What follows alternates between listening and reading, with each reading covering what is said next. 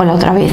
Vamos a calcular los valores de a y b en esta función para que sea continua. Primero vamos a analizar cuáles son los posibles puntos de discontinuidad, y en esta función los posibles puntos de discontinuidad son aquellos en los que cambiamos de expresión, es decir, el 0 y el 1.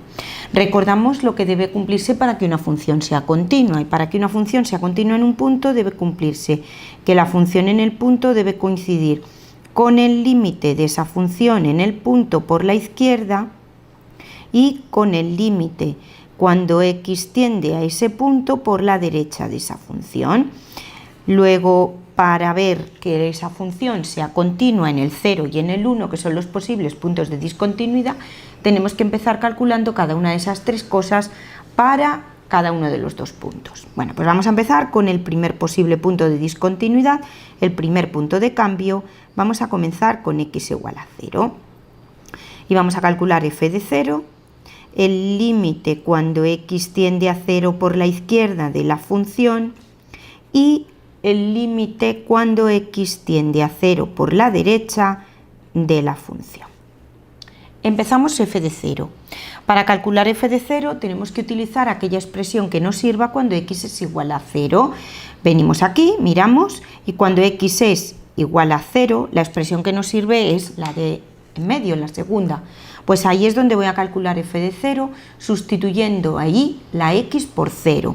Luego f de 0 es a por 0 más b. f de 0 vale b.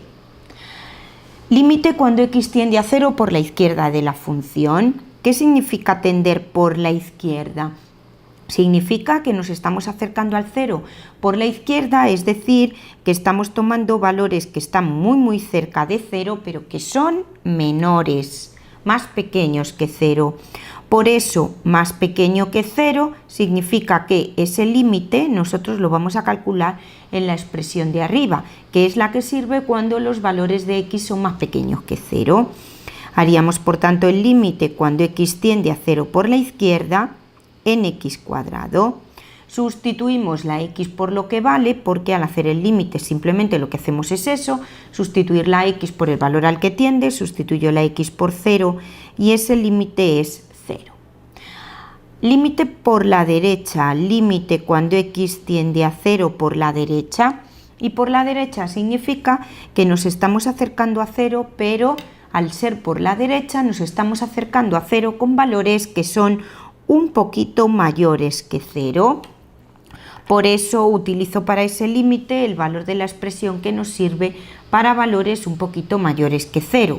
Valores un poquito mayores que 0. Ahí. Vamos a hacer ese límite en ax más b. Y como siempre para hacer los límites, sustituyo la x por el valor al que tiende. Es decir, sustituyo la x por el 0. Y si sustituyo aquí la x por 0, nos queda b. Perfecto.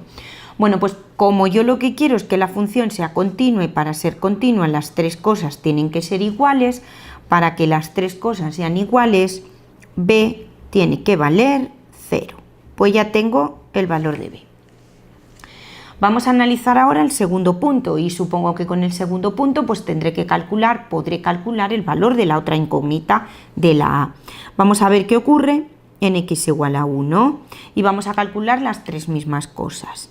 f de 1, el límite cuando x tiende a 1 por la izquierda de la función y el límite cuando x tiende a 1 por la derecha de la función.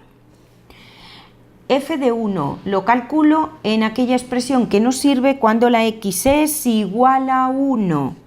x igual a 1, f de 1 vale 2, no necesito sustituir la x por nada para hallar f de 1. Límite cuando x tiende a 1 por la izquierda, mismo razonamiento que antes hemos hecho con el 0. Si tiende a 1 por la izquierda significa que son valores menores que 1. Por eso utilizo para hacer este límite la expresión que sirve para valores menores que 1. Ax más b. Hago por tanto el límite cuando x tiende a 1 por la izquierda en ax más b. Ya sabemos lo que significa hacer el límite, sustituyo la x por el 1 y si sustituyo la x por el 1 nos va a quedar a más b. Perfecto.